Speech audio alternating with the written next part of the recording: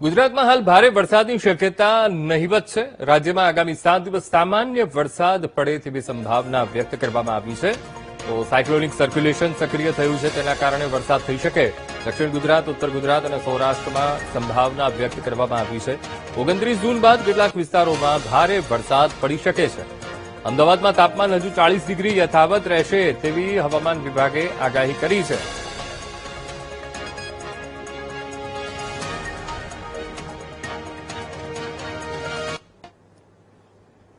ચોમાસું ગુજરાતમાં એન્ટર તો થઈ ગયું છે, પણ અત્યારે સુરત સુધી રોકાયેલું એ જોવા મળી રહ્યું છે અને જે તીવ્રતા જોઈએ એ તીવ્રતા પણ અત્યારે જોવા નથી મળતી। હવે આગામી 7 દિવસ જે વરસાદી માહોલ જામવાનો છે એનું પણ કારણ છે સાયક્લોનિક સર્ક્યુલેશન અને તેના કારણે વરસાદી માહોલ એ જામવાનું છે। ત્યારે આઈએમડી હવામાન વિભાગ એણે કહ્યું છે કે 7 દિવસ વરસાદનું જોર એ રહેશે। છૂટાછવાયા વિસ્તારોમાં દક્ષિણ સાથે સાથે મધ્ય ગુજરાતમાં વરસાદનું જોર રહેશે। ત્યારે સેટેલાઇટ ઇમેજ શું કહે છે એ આપણે અહીંયા સમજી લઈએ। હવે આ જે ચોમાસું અને ચોમાસાનું અત્યારે અહીંયા સુધી ચોમાસું એટલે કે દક્ષિણ ગુજરાતના ભાગોમાં ચોમાસું તો પહોંચી ગયું છે, પણ સાથે સાથે જે સાયક્લોનિક સર્ક્યુલેશન બન્યું છે તેની અસર અહીંયા જોવા મળી રહી છે। એટલે આગામી 7 દિવસ જે વરસાદ જે પડવાનો છે એ આ જે આખી સિસ્ટમ બની છે, સિસ્ટમને કારણે વરસાદનું જોર અહીંયા પડવાનું છે।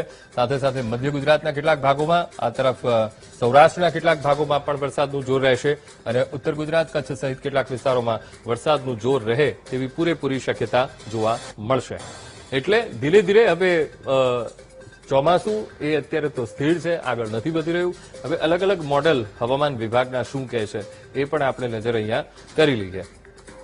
હવે જે સિસ્ટમ બની છે એ સિસ્ટમની અસર સીધી અહીંયા મધ્ય ગુજરાત સાથે સાથે સૌરાષ્ટ્રના કેટલાક ભાગોમાં, આ તરફ દક્ષિણ ગુજરાતના કેટલાક ભાગોમાં વરસાદનું જોર રહેશે અને સાથોસાથ આ છે 25 તારીખમાં પણ વરસાદનું જોર રહે તેવી શક્યતા છે। પણ 29 તારીખમાં તો જબરદસ્ત વરસાદ પડશે તેવું પણ કહેવામાં એ આવ્યું છે અને આ છે એ લગભગ 28 તારીખનો આજે આપણે માહોલ જોઈ રહ્યા છે। 28 તારીખ પછી જબરદસ્ત એક સાયક્લોનિક સર્ક્યુલેશન બની રહ્યું છે ને તેનો એ ક્ષેત્રો પર પ્રભાવ રહેશે અને ગુજરાતના મોટાભાગના એટલે કે દક્ષિણ છે, મધ્ય ગુજરાત છે, આ તરફ સૌરાષ્ટ્રના કેટલાક ભાગોમાં કચ્છ સુધી વરસાદનું જોર રહે તેવી પૂરેપૂરી શક્યતા છે। મોન્સૂનની ઇન્ફોર્મેશન જોઈ લઈએ। અહીંયા ચોમાસું ક્યાં અટક્યું છે। હવે આ જે મોડલ બતાવે છે અત્યારે ચોમાસું આપણને 23 થી 26 જૂન અહીંયા થઈ ગઈ છે અને 26 જૂનમાં ક્યાં ચોમાસું છે તો હજુ અહીંયા સુરત પાસે ચોમાસું અટકેલું આપણને જોવા મળી રહ્યું છે। હજુ આગળ નથી વધ્યું, પણ અહીંયા સાયક્લોનિક સર્ક્યુલેશન અને એ જે પ્રેશર આખો બને છે એ પ્રેશરને કારણે ગુજરાતમાં વરસાદનું જોર રહેશે 7 દિવસ સુધી। હવે ખાસ તો ચોમાસું ક્યારે આગળ વધશે એ તો હવામાન વિભાગ આગામી સમયમાં જણાવશે, પણ સ્ટેટ ફોરકાસ્ટ શું કહે છે એ પણ અહીંયા સમજી લઈએ। આજે ક્યાં ક્યાં વરસાદ પડ્યો છૂટો છવાયો ગાજવીજ સાથે, તો અહીંયા સુરત છે, નવસારી છે, ડાંગ છે, તાપી છે, ત્યાં વરસાદનું જોર જોવા મળ્યું। ઉત્તર ગુજરાતના કેટલાક ભાગોમાં, સાથે સાથે મધ્ય ગુજરાતના કેટલાક ભાગોમાં પણ વરસાદનું જોર વહ્યું। હવે વચ્ચેનો જે મધ્ય ગુજરાતનો કેટલોક ભાગ છે, ગાંધીનગર, ખેડા, પંચમહાલ, આણંદ, વડોદરા, ભરૂચ, અમદાવાદ, અહીંયા તમને કોરું દેખાશે। આ તરફ જૂનાગઢ, ગીર સોમનાથ, અમરેલી, ભાવનગર, રાજકોટ, બોટાદ, સુરેન્દ્રનગર, મોરબી, કચ્છ, વાવ-થરાદ, બનાસકાંઠા, પાટણ, મહેસાણા, ત્યાં વરસાદનું જોર એ રહ્યું છે।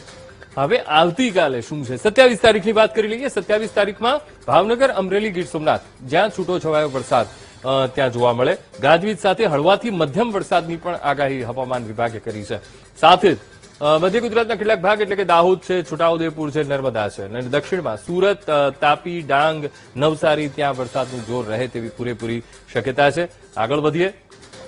28 તારીખમાં પણ એ પરિસ્થિતિ આપણને બતાવે છે અને સાથોસાથ 29 તારીખમાં પણ એ પરિસ્થિતિ બતાવે છે, પણ ભરૂચ અહીંયા ઉમેરાય છે, વડોદરા ઉમેરાય છે, ત્યાં વરસાદનું જોર રહેશે। ક્યારે 29 તારીખમાં પણ જે 30 તારીખમાં પણ એ જિલ્લાઓમાં ભાવનગર, અમરેલી, ગીર સોમનાથ, ભરૂચ, વડોદરા, છોટાઉદેપુર, મધ્ય ગુજરાતના કેટલાક ભાગો કવર થાય છે, સાથે સાથે દક્ષિણના પણ કેટલાક ભાગો એ કવર અહીંયા આપણને થતા જોવા મળે છે। હવે આગામી 7 દિવસ વરસાદની આગાહી હવામાન વિભાગે કરી છે।